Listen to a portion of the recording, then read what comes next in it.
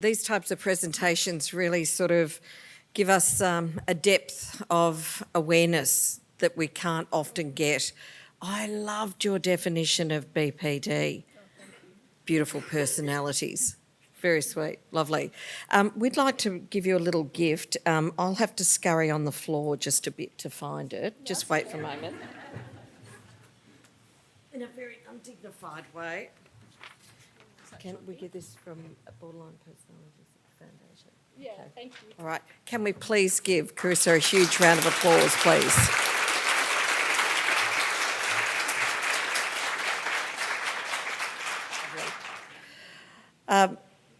We have another lived experience presenter that's going to be joining us now, Aaron Formarino. And Aaron is from South Australia. So we've just seen a fantastic presentation from WA. Now we go to South Australia, moving our way around the country. Aaron has been a keen advocate in mental health advocacy for a long time now. And he's actually here to share with us some of the methods and techniques that have worked for him as a person who lives with BPD and maybe could work for others as well. Can we please welcome Aaron to the stage?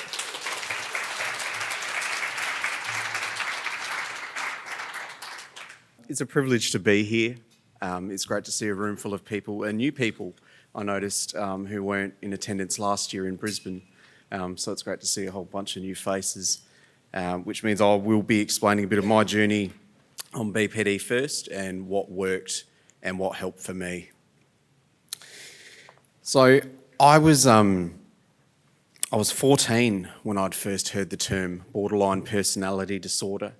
I was diagnosed in an adolescent mental health, or it wasn't really a mental health facility, but a general ward for adolescents when I was 14. From the experience of living with BPD throughout, when I first heard of this diagnosis, I was disgusted and ashamed. It was a disorder that psychiatrists and other health professionals labelled as attention-seeking and manipulative, and my emotions weren't real. I was just all putting it on. It was all a big show, as if to infer I got some sort of sick pleasure out of self-harming and all the rest. My self-harm became very prominent when I was in my teenage years. I missed a lot of school. I haven't graduated from high school, but nevertheless I am studying at university at the moment with a Bachelor of Laws degree, which I'm really enjoying. Through my adolescent years, it was very difficult. My parents didn't know what to do. They were relying on information by psychiatrists who had a poor opinion on BPD. So that was quite a frustrating time for them. But my behaviours became that bad that I ended up becoming a ward of the state, which means I went to court. My parents said they couldn't handle me, and I ended up in state ward facilities, so residential cares for kids with problems that didn't really, weren't a part of mine. There was no mental health facility for teenagers. So to top off all the self-harm and trauma and hospital experiences, I had multiple hospital admissions when I was quite young. To be put in that sort of facility, it was even more traumatic. There were kids there who had suffered serious abuse and neglect, and sort of being looked at as if I had undergone the same treatment, and not being able to really adequately explain what BPD was really compounded and made life a lot more difficult for me. So I turned 18, and that was pretty much it. It was see you later. There wasn't much guidance towards adulthood. We were taught basic skills in those units, not really on a social level, but more practical skills on how to live alone, I guess. So that was quite confronting, changing from adolescence where there was a lot of support to a degree with hospital admissions, because there was no policy on BPD. A lot of my self-harm was taken quite seriously, and I was hospitalised for a long time. So yeah, there was that element. When I hit my young adulthood, I'd had my first serious suicide attempt where I almost died. I was resuscitated in a house fire, and that was very traumatic, very, very traumatic for my family and for anyone who knew me at how close I came to not being here today. So, with a hospital admission and some mental health accommodation in Adelaide, I slowly tried to start to build myself up again. But as everyone knows with BPD, a lot of it is regression and feeling like you come back to square one quite frequently, which is discouraging. And by this time, there still wasn't much help. Just before I'd left that ward of the state, I was told by mental health services in Adelaide that I'd never work, my relationships would be always rocky and stormy, I'd be in and out of hospital for the rest of my life, and there was not much hope or treatment. And that was just before my 18th birthday. And to hear those words, they were quite hurtful and discouraging at wanting to continue in life. But nevertheless, I persisted. I was a very incredibly resilient adolescent, young adult. Many interactions with police and ambulance would often end up in commentary like, if you really wanted to kill yourself, Aaron, you wouldn't have called us. You don't really want to die, you're just mucking around, stop it, snap out of it. So I ended up brushing a lot of that commentary over and trying to just continue on with my life as best as I could, trying to make friendships, especially with the Gothic community in Adelaide. My favourite band is 9 Inch Nails. I credit 9 Inch Nails to saving my life, and I don't usually credit much, but that is one band that has helped me throughout a lot. Hearing a voice through sound and music to match the level of aggression and annoyance, disgust, distrust in others through song is very powerful, and it's very cathartic, I think, in a way. And I think music's very undervalued in that capacity. What appears negative to some people with lyrical content is not necessarily always negative to a recipient of music. I've seen 9 Inch Nails 5 times. I've actually met Trent Reznor, the lead singer of 9 Inch Nails, through a chance meeting in Adelaide. That was in 2014. So if you can just picture what it was like to meet someone who has had such an impact on your life that later on, that was a defining moment of my life, and I'm very proud of that. Anyway, moving on from 9 Inch Nails. I ended up moving to WA for a period of 2 years where I stayed at the Richmond Fellowship, which was a mental health accommodation facility. It was a lot better than what was offered in Adelaide. I was actually quite unwell when I moved to WA. I left on a train with $5 to my name and all my belongings, and I didn't look back. It was sort of a positive experience in a way because it taught me how to cope on my own with no help at all. I knew no one when I went to WA other than an auntie in Fremantle that I stayed with for a little bit, but that didn't work out and she couldn't care for me just because of our age. Long story short, I moved back to Adelaide after realising I really couldn't run away from everything, which is what I feel I tried to do. I didn't want to face my problems. And misdiagnosis was quite common with what I was going through, schizophrenia, bipolar. It was really difficult because I was on all sorts of medications, antipsychotics, mood stabilisers, and much of what was said earlier. I went through a lot of polypharmacy use as well as experimental illicit drug use, which just made my problems a lot worse, and I was lucky I didn't end up hooked on anything.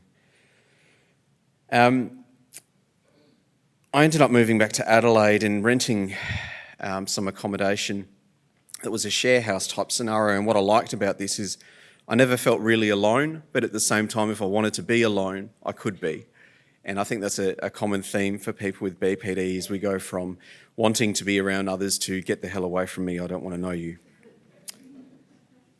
So I'd become really good friends with my landlord, who I still to date see. We went to In Excess last night in the gold class in Adelaide, which was really nice. But we still keep in touch, and he's a great friend of mine.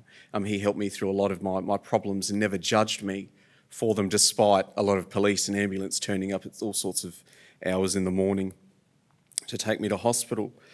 So he was a very big support person, which I guess gave back faith to me and others that there are genuinely good people in the world who can be kind and are tolerant of others. One day I was sitting in my room and I was really bored and I wanted to catch up with an old friend of mine. He was busy, he was at work, and I'm like, well, I really need to connect with someone. I want to go see someone. And then it soon dawned on me that I probably should get a job. I should try and do something. One of my problems is I had a tendency to ruminate over a lot of my problems, and those past experiences that I talked about just then, they did play in my head a lot, and I just wanted it all stop. Racing thoughts are a common theme for people with BPD. And I thought, why don't I give a job a crack? I'll go and apply at my local supermarket. Well, stuff me, I got the job. And I was so surprised I was given a chance to prove myself. It was only a casual position, but I ensured I made myself available whenever they needed me. I was very dedicated and would literally drop what I was doing to go and work. I made friendships in the retail sector, and I worked really hard. I took my job very seriously, and I made sure that they realised I was quite dependable and reliable, which led on to all sorts of different opportunities. I was promoted in several areas as a 2IC checkout chick to a 2IC dairy manager, so that was really good and gave me a lot of insight into the retail profession. Suffice to say, after doing it for 3 years, retail was no longer for me. I wanted to move on. I was really interested in law, however, predominantly from high school where we learnt about legal studies and whatnot, and I decided to head down to Parliament one day in South Australia and sat in on a miscarriages of justice talk because I was quite interested in how the legal system does make mistakes, it does stuff up, and it's not perfect. By chance, I met an independent MP over in Adelaide who was talking about how a traineeship opportunity was coming up. And I think I was 29 at the time by this stage. And I was encouraged to apply. And I was lucky because there was a cut-off from the general public at, I think it was 28. But if you're a ward of the state, which I was formerly, you could apply at 30. So I filed my application and I was successful in gaining a traineeship. I took that very seriously. I'm well aware of how hard it is to get a role in Parliament, to act for a member, and because we didn't have a constituency, it means my workplace was Parliament every day, which I just enjoyed. I loved it. So the traineeship came to an end. I studied at TAFE every Friday, and I learnt all skills in business administration. And I applied for my role where I am at the moment, and I won't say it because I get things thrown at me. So. But nevertheless, I have been working in the same spot for 7 years now and have had a very supportive workplace towards my mental health. It hasn't gone without challenges. I have had slip-ups from time to time, but work has been very understanding in that capacity, which is great. I started studying a law degree in 2015 because my interest in the law was really strong again, and it was one thing that was consistent and remained with me. I've worked with the same person who I spoke about at the miscarriages of justice session, Dr. Robert Moles, who has been a huge support, and I undertook his class in miscarriages of justice last year. And we dealt with matters like Henry Keogh. I'm not sure if many know who Henry Keogh is in South Australia. He was wrongfully convicted for the murder of his his fiancée, Anna Jane Chaney.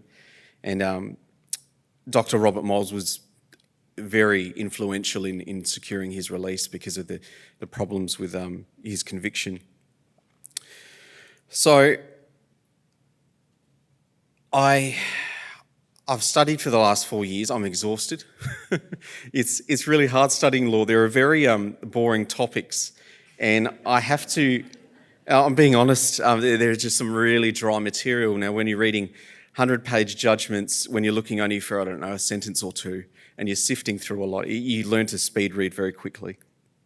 But nevertheless, I do enjoy the law degree a lot. So prior to my role with the government and the law studies, I did do 2 sessions of DBT down at Port Adelaide in South Australia, and finally at Southern Mental Health, which is down at Marion. in Adelaide, and I really enjoyed the course. I loved how it challenged me.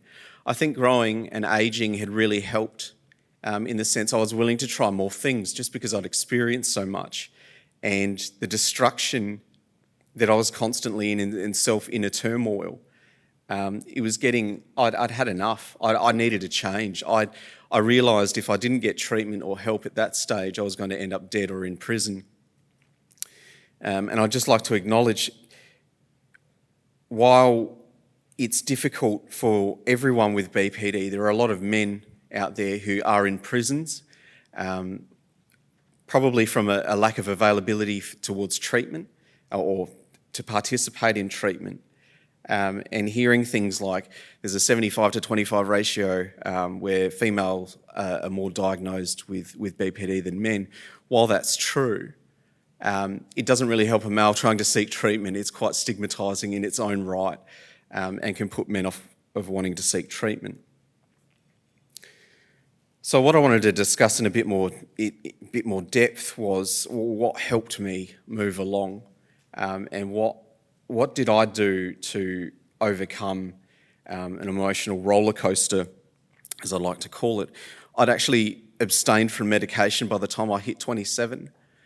Medication used to have a very severe effect with me, particularly antipsychotics, where I'd become really agitated and distressed and do all sorts of things. I'd bash my head against the ground, I'd rip hair out when I had it.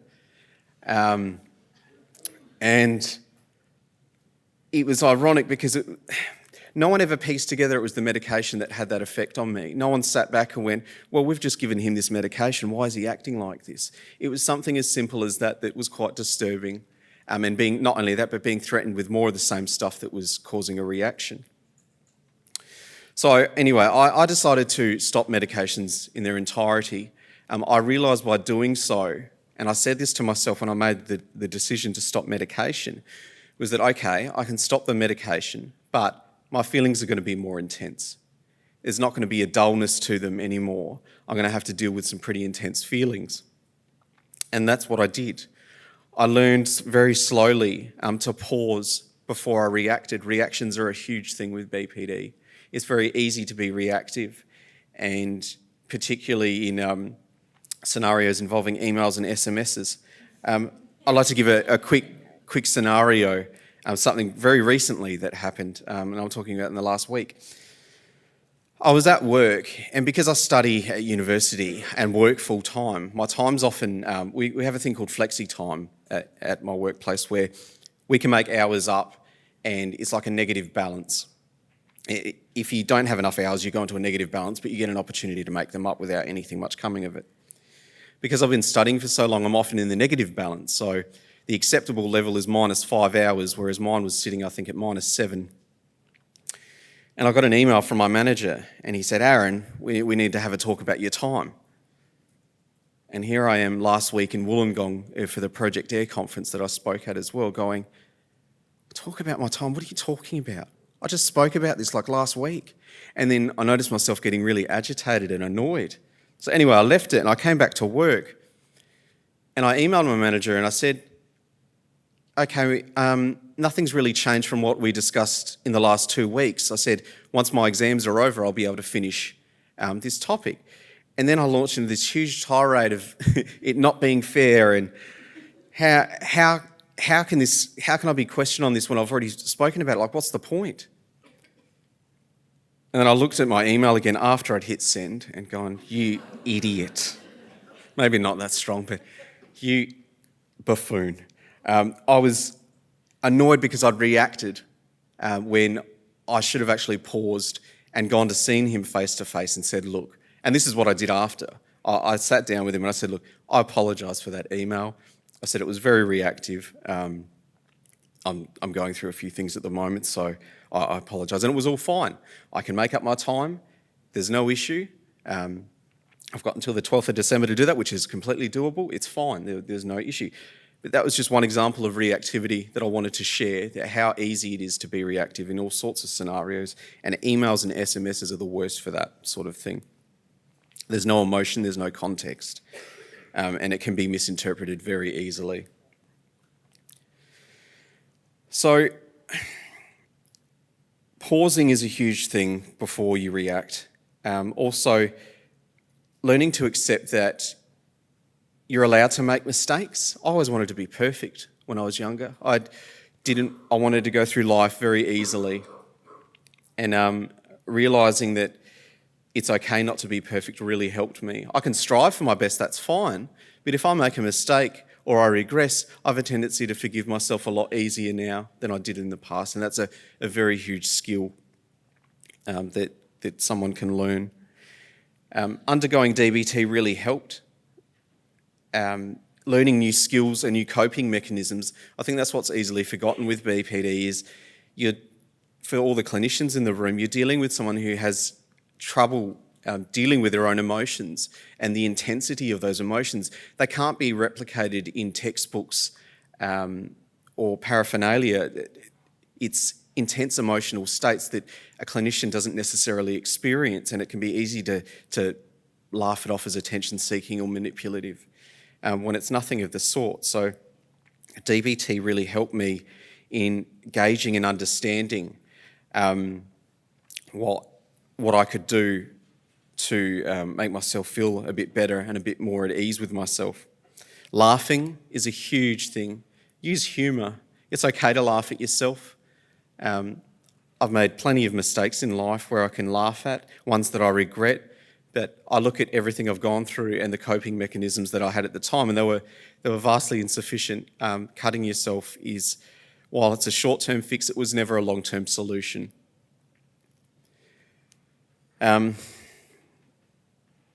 So I used a lot of self-soothing techniques like having a bath or going for a walk or going for a run or joining a gym or quitting a gym. But that's okay, I can try again. The gym's not going anywhere. I can try when I'm not studying. But just trying new different things. It's very easy to write off things when you're in a highly emotional state, and suggesting all sorts of different techniques when someone's in a highly emotional state is probably not the greatest of times. It really isn't, because they're more prone to negate or find a way to abandon an idea. So I was actually the last person in the world who thought I'd join a gym, but I actually did. And it did last really well for a few months, but I've got to go back to that at some stage. Be kind to others as well. Others have their bad days.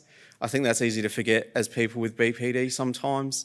It's very easy to think that other people are perfect because their life may be going well for them, or a whole other host of scenarios. But people are human and people do make mistakes, including clinicians. What I'd say to that is own up to them. People with BPD aren't stupid. They're not going to play on the fact that you've apologised for something. I think that can be forgotten really easily. Try to talk to family members if you can. It's not the easiest. Family were one of the first people that I shut out when I had BPD. But try and find someone that you feel confident in confiding in. If there are parents of people with BPD in the room, don't take it personally. It's nothing you've done. It's a self-defense mechanism to shut yourself down.